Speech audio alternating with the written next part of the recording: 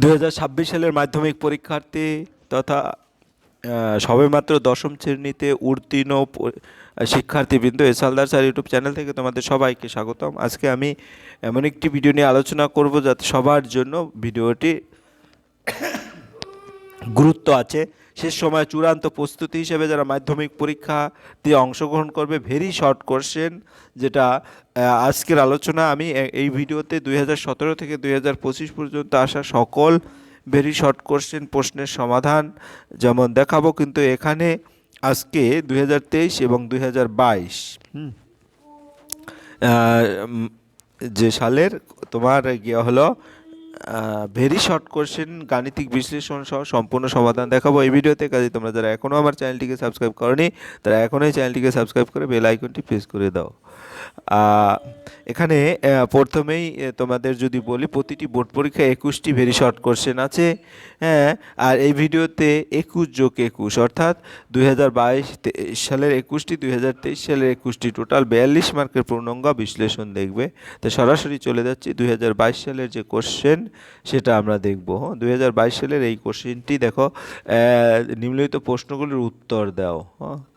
এই তাই এক এক করে যে মার্কগুলি আছে টোটাল এখানে 2-1 থেকে 2-9 পর্যন্ত এক এক করে, কিন্তু 2-11তে 4 মার্ক, অর্থাৎ তারপরে 2-এর একবারে টোটালি 18 নম্বর দাগ পর্যন্ত আছে। আর এই টোটাল প্রশ্ন মিলে হয় 21টি প্রশ্ন। যাই হোক, আমি এক এক করে প্রশ্নের উত্তরগুলি দেবো। তার আগে 2023 সালের প্রশ্নটি তোমরা একটু দেখে আসো। এটা হচ্ছে 2023 সালের প্রশ্ন, যে সরাসরি প্রশ্ন থেকে নেওয়া। তা এই প্রশ্নগুলির উত্তরে আমি এখন বিশ্লেষণ করব। যাক, এক যেটা হচ্ছে ভৌতবিজ্ঞান 2022 সালে ভেরি শর্ট কোশ্চেনের গাণিতিক বিশ্লেষণ সহ উত্তর। জীবাশ্ম জ্বালানি বিকল্প একটি জ্বালানি উল্লেখ করো। এটা হচ্ছে সৌরশক্তি। 2-এর ক নম্বর। 2-1 বায়ুমণ্ডলে উষ্ণতা বৃদ্ধি করে এমন একটি গ্যাসের নাম লেখো। এটা হচ্ছে কার্বন ডাইঅক্সাইড, মিথেন। এই 2-এর 2 আবার অথবাও আছে, যে কোনো একটা উত্তর দিতে হবে। শূন্যস্থান পূরণ করো। ওজোন স্তর সূর্য থেকে আগত ড্যাশ রশ্মি, অতিবেগুনি রশ্মি ভূপৃষ্ঠে আপতনকে প্রতিহত করে।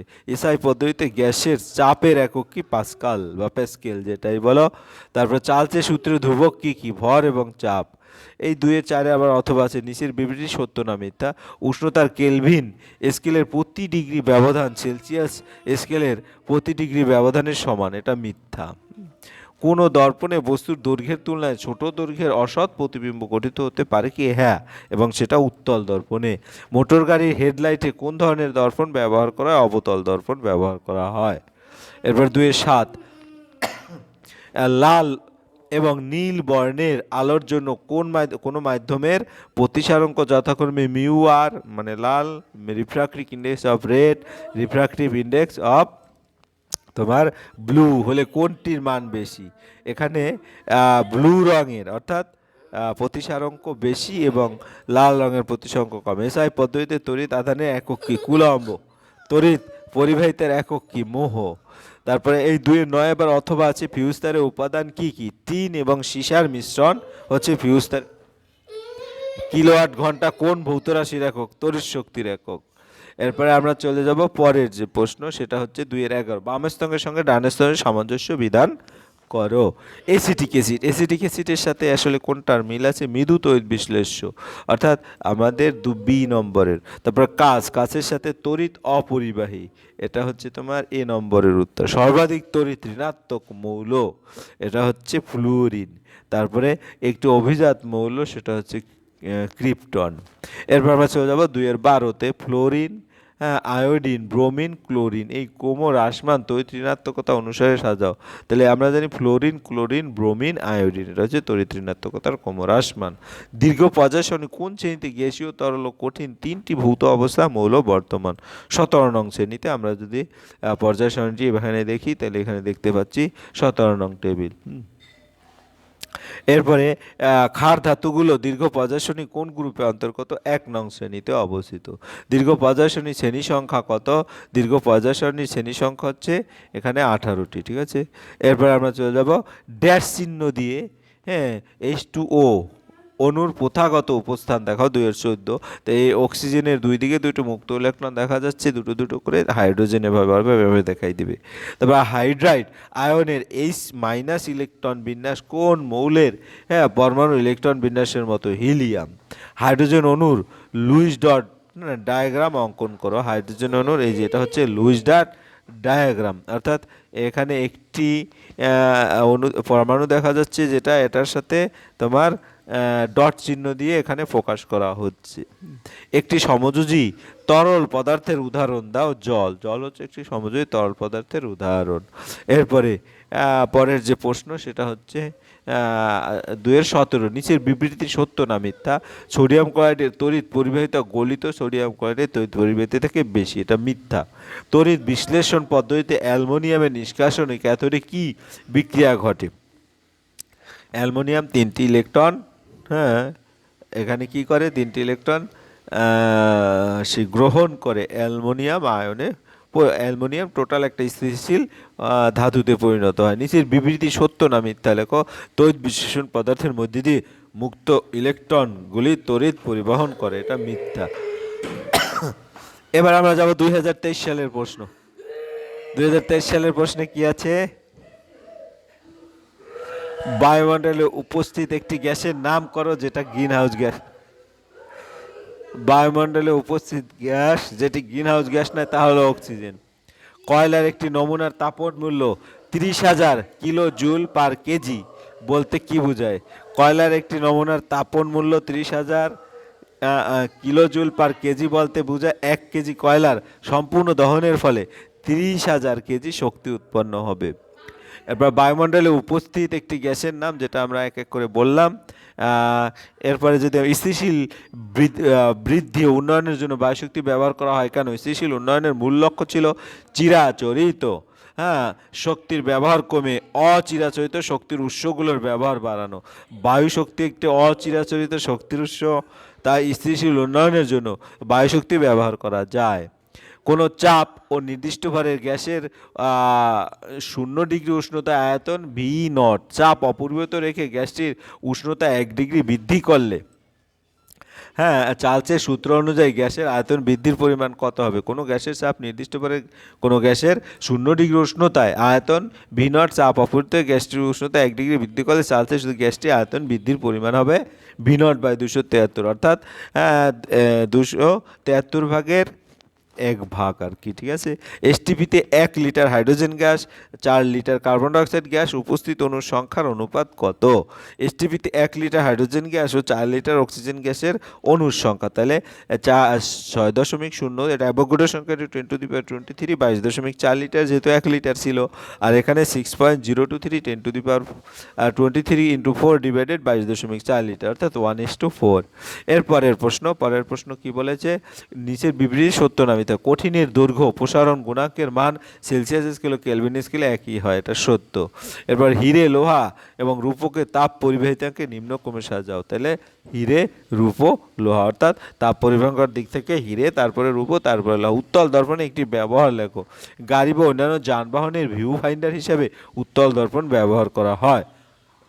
2/7 অবতল দর্পণের প্রধান অক্ষের সঙ্গে সমান্তরাল কোনো রশ্মি অবতল দর্পণ দ্বারা প্রতিফলনের পর কোন পথে যায়? অবতল দর্পণ প্রধান অক্ষের সঙ্গে সমান্তরাল কোনো রশ্মি অবতল দর্পণ দ্বারা প্রতিফলনের পর মুখ্য ফোকাস দিয়ে যায়। এবার একই দৈর্ঘ্য প্রতিচ্ছেদ বিশিষ্ট লোহা ও তামার তারের দুপ্রান্তে একই বিভব প্রভেদ প্রয়োগ করলে তার দুটির মধ্যে দিয়ে কি সমপরিমাণ তড়িৎ প্রবাহিত হয়? একই দৈর্ঘ্য প্রতিচ্ছেদের লোহা ও তামার তারের দুই প্রান্তে একই বিভব প্রভেদ প্রয়োগ করলে তার দুটির মধ্যে দিয়ে তড়িৎ প্রবাহ একই হবে না, কারণ তাদের উপাদান আলাদা। একটি ধাতব পরিবাহের ক্ষেত্রে ওহম সূত্র অনুযায়ী IV লেখচিত্র অঙ্কন করো। এদিকে V আর এদিকে I, অর্থাৎ মূলবিন্দুগামী সরল রেখা। এরপরে 2/10 যদি দেখি, 2/10 প্রশ্ন, পারমাণবিক শক্তি একটি শান্তিপূর্ণ ব্যবহার উল্লেখ কর। পারমাণবিক শক্তির শান্তিপূর্ণ ব্যবহার হলো বিদ্যুৎ উৎপাদন। তারপরে গামা রশ্মির ক্ষুদ্র তরঙ্গ দৈর্ঘ্য ড্যাশ তরঙ্গ, তড়িৎচুম্বকীয় তরঙ্গ, বাম স্তম্ভের সঙ্গে ডান স্তম্ভের সমস্যা বিধান করে। একটি ক্ষারীয় মৃত্তিকা ধাতু, তাই একটি ক্ষারীয় মৃত্তিকা ধাতু হচ্ছে ক্যালসিয়াম, তাহলে আমরা এখানে ক্যালসিয়াম যোগ করব। তারপরে ধাতু সংকর ইনভার যে ধাতুটি শতকরা সর্বোচ্চ পরিমাণে থাকে সেটা হচ্ছে তোমার আয়রন, তাহলে আয়রনটা সর্বোচ্চ পরিমাণে থাকে। এরপরে একটি ক্ষার ধাতু হচ্ছে পটাশিয়াম। হ্যাঁ, একটি ক্ষার ধাতু পটাশিয়াম। তা আয়রনের মরিচার মধ্যে যে ধাতুটির প্রলেপ দেওয়া হয় সেটা হচ্ছে জিঙ্ক। এরপর আমরা যাব পরের প্রশ্ন। একটি নিচের বিবৃতি সত্য না মিথ্যা। মূলত একটি সুস্থিত জালক আকার উৎপন্ন হওয়ার জন্য আয়নীয় যৌগ গঠন হওয়া সম্ভবপর হয়, এটা সত্য। এরপরের প্রশ্ন 2-13 তড়িৎ বিশ্লেষণ পদ্ধতিতে অশুদ্ধ কপার ধাতুর পরিশোধনে কোন তড়িৎদ্বারের ভর বৃদ্ধি পায়? তড়িৎ পদ্ধতিতে অশুদ্ধ করে কপার ধাতুর পরিশোধনে ক্যাথোডের ভর বৃদ্ধি পায়। রূপোর উপর গোল্ডের তড়িৎপ্রলেপন তড়িৎদ্বার বিশ্লেষ্য রূপে কি ব্যবহৃত হয়? রূপোর উপর গোল্ডের তড়িৎপ্রলেপনে তড়িৎ বিশ্লেষ্য রূপে ব্যবহৃত হয় পটাশিয়াম অ্যারোসায়ানাইডের জলীয় দ্রবণ, এটা হচ্ছে পটাশিয়াম অ্যারোসায়ানাইড। শূন্যস্থান পূরণ করো। এটা হচ্ছে তড়িৎ বিশ্লেষণ সময়, তড়িৎ বিশ্লেষণের মধ্যে দিয়ে তড়িৎ পরিবহন করে ড্যাশ আয়ন। এরপর 2-15 নাইট্রোজেনের আপেক্ষিক রাসায়নিক নিষ্ক্রিয়তার একটি কারণ উল্লেখ করো। নাইট্রোজেনের অণুর ত্রিবন্ধন অত্যাধিক স্থায়িত্বের কারণে স্বাভাবিক তাপমাত্রায় নাইট্রোজেন রাসায়নিকভাবে নিষ্ক্রিয় হয়। এর অথবা আছে ইউরিয়া উৎপাদনে ব্যবহৃত দুটি পদার্থের মধ্যে একটি কার্বন ডাইঅক্সাইড, অপরটি কি? ইউরিয়া উৎপাদনে ব্যবহৃত দুটি পদার্থের মধ্যে একটি কার্বন ডাইঅক্সাইড, অপরটি হলো অ্যামোনিয়া NH3। 2-16 বজ্রপাতের ফলে বায়ুমণ্ডলে নাইট্রোজেন ও অক্সিজেন বিক্রিয়ায় কোন যৌগ উৎপন্ন হয়? Nitrous oxide. এরপরে এটা হচ্ছে তোমার নাম কি উপাক পদ্ধতিতে। তাই কার্বন কয়টা আছে? 1, 2, 3। তাই একটা কার্বনে মিথেন, প্রোপেন, বিউটেন। তো এখানে কিন্তু তোমার সিঙ্গেল বন্ড না, ডাবল বন্ড, অর্থাৎ এটা অ্যালকিন অর্থাৎ প্রোপিন। তাহলে মিথেন, ইথেন, প্রোপিন তাহলে প্রোপিন হবে তোমার উত্তর। তারপরে 1 প্রোপিন। তারপরে মিথেন কার্বনের 4টি যোজ্যতা কীভাবে বিন্যস্ত থাকে? যেমন দেখো CH4, তাই চারিদিকে কার্বনের 4টি হাতের সাথে 4টি হাইড্রোজেন। তারপরে ডিনেচার্ট স্পিরিটের একটি ব্যবহার লেখো। রং বার্নিশ শিল্পের কাজে ডিনেচার্ট স্পিরিট ব্যবহার করা হয়। এই ছিল তোমার টোটালি দুইটি যে তোমার 2022 এবং 23 সালের সংক্ষিপ্ত 21 মার্ক করে যে প্রশ্ন, অর্থাৎ এই প্রশ্নগুলো কিন্তু তোমরা যদি একটু ভালো করে জানা থাকে তাহলে অনায়াসে উত্তর করা যাবে। বেশি বেশি করে পড়তে হবে, আর প্রশ্নে লিখতেও বেশি কিন্তু হয় না। যাই হোক, তোমাদের এখন থেকে খুব ভালো করে সব দিকে বিশ্লেষণ করে পড়াশোনা করবে। আর তোমাদের বলবো, এই যে 2017 থেকে 2025 পর্যন্ত তোমাদের সিলেবাসের আলোকে যে প্রশ্নগুলি, সেগুলি অন্তপক্ষে পরীক্ষার হলে যাওয়ার পূর্বে একবার না একবার হলেও তোমার প্রশ্নগুলির উত্তর তোমরা চোখ বুলিয়ে যাবে। এখান থেকে সরাসরি অনেক প্রশ্ন কমন বাঁধবে, আর কিছু কিছু প্রশ্ন আছে একটু ঘুরিয়ে ফিরিয়ে দেবে, কিন্তু তোমরা যদি বুঝতে পারো তাহলে উত্তর করতে পারবে। পরিশেষে সবার পরীক্ষা ভালো হোক এই প্রত্যাশায় ভিডিওটি দেখার জন্য অসংখ্য ধন্যবাদ। ভিডিওটি ভালো লাগলে লাইক, কমেন্ট, শেয়ার করতে ভুলবেন না। ধন্যবাদ সবাইকে।